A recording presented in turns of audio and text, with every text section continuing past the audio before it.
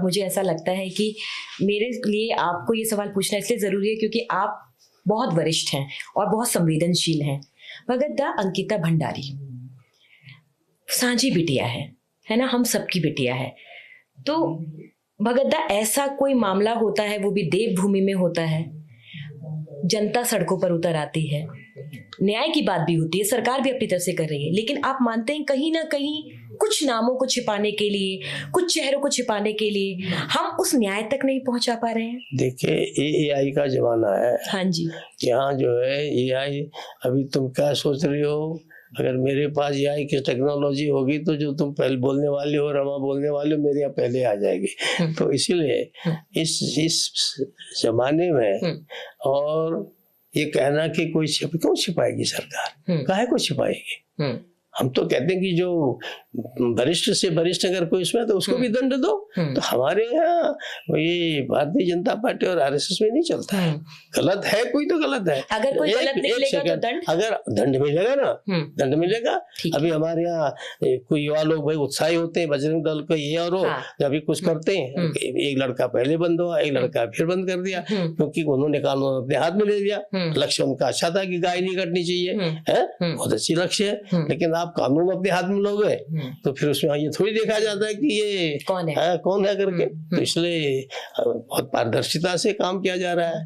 तो मुझे लगता है कि ये केवल जिनकी धरती जो है नीचे खिसकती जा रही है, और वो अनावश्यक जब उसमें सीबीआई जांच हो गई, जिस दोषी है उनको जेल में बंद कर दिया गया, सजा दे दी गई है, तो मुझे लगता है कि इस प्रकार से इस घटना को विशेष करके कि हम अगर जन्म पर निर्भया चिल्लाते रहेंगे तो मुझे नहीं लगता कि ये कोई शुभ लक्षण है। हमको सावधानी बरतनी चाहिए, हम लोग बरत रहे हैं, और उसके बाद भी चूंकि ह्यूमन नेचर है और कब यहाँ क्या घटेगा ये कहना बड़ा मुश्किल है। और एक घटना अप्रत्याशित हो गई और उसको सजा मिल गई। अब उसमें कौन था क्या था, अगर किसी को लगता फला था तो सामने एविडेंस, एक मिनट, सामने एविडेंस ले आए हैं। अब हाँ जी शंका है, अब तुम कल को कुछ भी शंका कर दो, फिर सरकार से को तुम सिद्ध करो, ये तो नहीं हो सकता ना। कोई भी सरकार हो, हम कोई किसी को ब्लेम लगा दे हैं, और ब्लेम लगाने के बाद हम कहा तुम सिद्ध करो इसको, अरे तुम ब्लेम लगा रहे हो तो सिद्ध करो।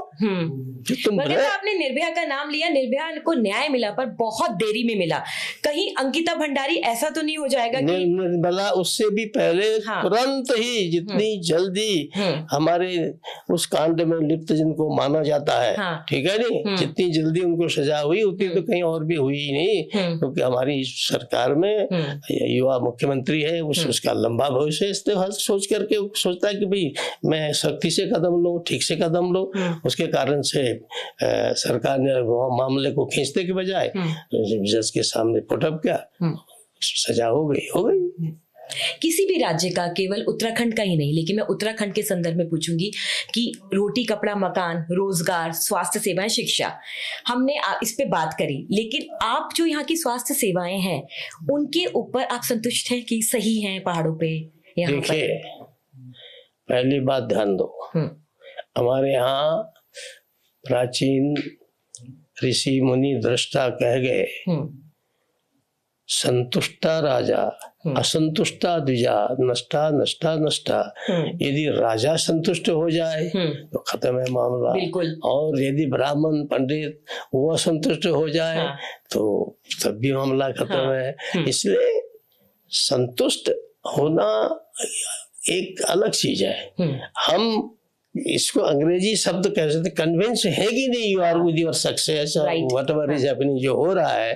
तो हम लोग पूरी तरह से इस मामले में है कि भाई प्रयास बहुत अच्छे हो रहे हैं और ठीक चल रहे हैं, ठीक दिशा में चल रहे हैं। और इसलिए मुझे लगता है कि उत्तराखंड को लोग क्यों आना पसंद कर रहे हैं, क्यों इतनी भीड़ बढ़ गई है, क्यों इतना आकर्षण बढ़ गया है? तो कुछ तो है। और विशेष करके हमारे प्रधानमंत्री मोदी जी का उत्तराखंड का प्रेम और जगह से उन्होंने काशी का भी बता दिया, अयोध्या भी सब कर दी, गुजरात तो चमका ही दिया, है ना।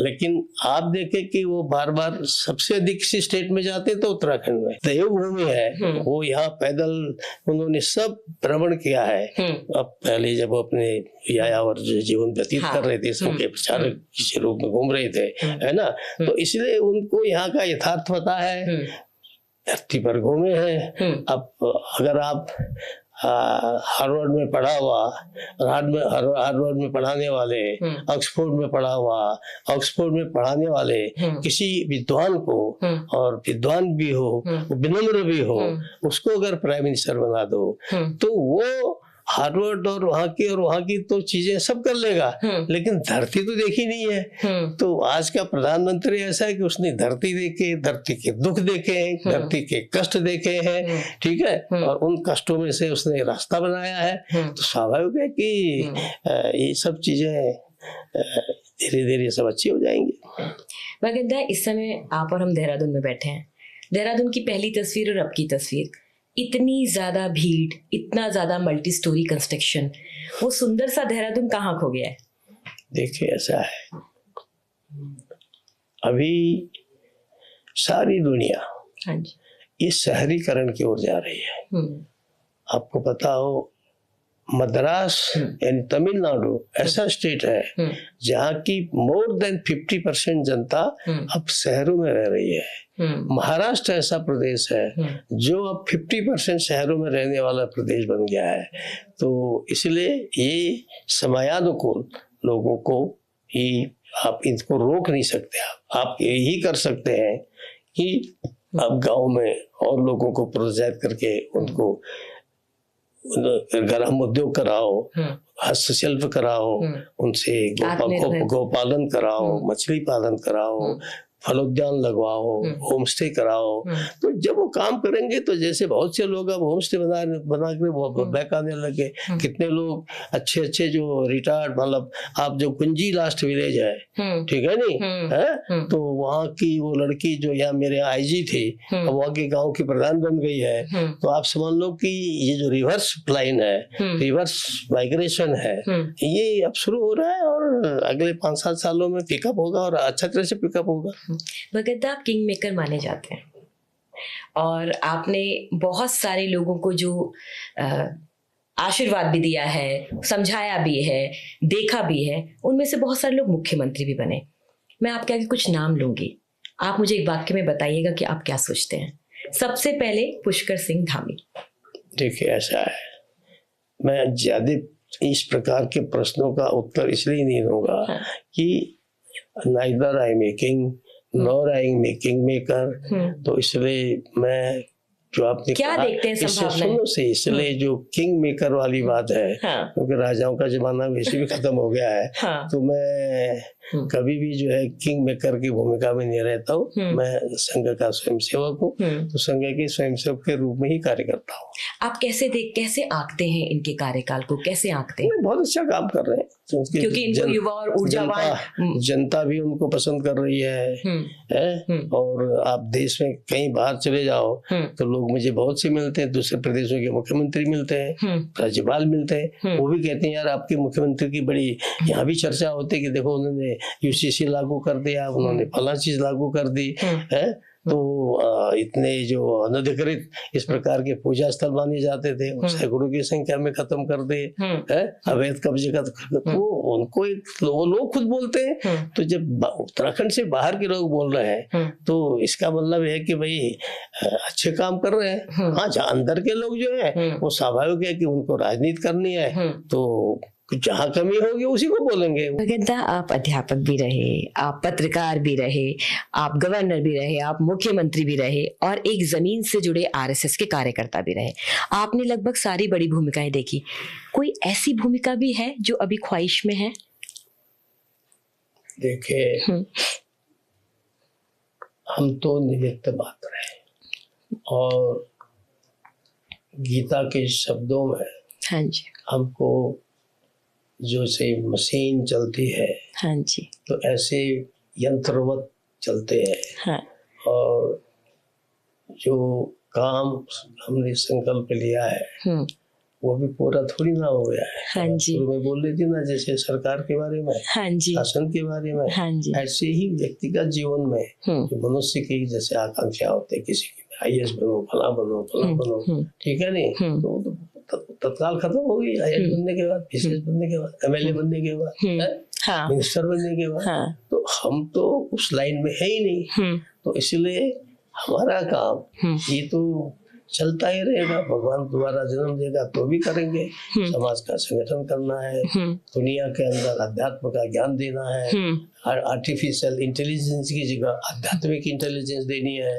तो इसलिए हमारा काम तो जो है वो तो शाश्वत है, सनातन है, सतत चलता रहेगा। और आप जैसी इतनी प्रतिभाशाली युवा हमारी मातृशक्ति जो है वो अगर साथ दे दे तो मुझे लगता है कि ये जो जिस आध्यात्मिक जिस सनातन की ओर हम बढ़ रहे हैं, जो एक बार विदेशी आक्रमणकारियों की वजह से दब गया था, कम हो गया था, आज उसका पुनर्जागरण हो रहा है, रेनेसां हो रहा है। तो जब रेनेसां होगा तो धीरे धीरे ये भी अपनी क्लाइमैक्स पर पहुंचेगा। तो तब तक तो चलते रहना है। आज के पावर कॉरिडोर का आखिरी सवाल भगत दा आपसे, आपने मातृशक्ति की बात की और बचपन में आपकी बहनें बहुत रही, आप 11 बहन भाइयों में 9वें नंबर के थे और आपने बहुत उस गांव से निकल करके देश दुनिया में नाम किया। क्या उत्तराखंड की जमीन कभी कोई महिला मुख्यमंत्री देखेगी?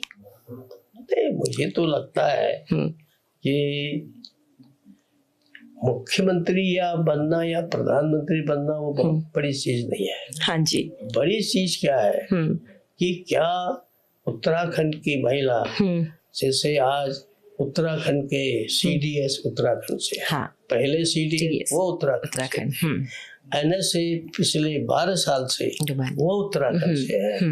और हमारे यहाँ की कितनी ही महिला अफसर बहुत अच्छी पोस्ट पर है। तो इसीलिए केवल प्रधानमंत्री बन जाए, मुख्यमंत्री बन जाए महिला, इससे कोई बड़ा उत्कर्ष नहीं माना जाता है। उत्कर्ष इसमें माना जाता है कि क्या आम महिलाओं का स्तर ऊंचा है, क्या आम महिलाओं की भागीदारी पार्टी के अंदर, सरकार के अंदर, प्रशासन के अंदर अधिक है कि नहीं है। तो आप देखें कि हमने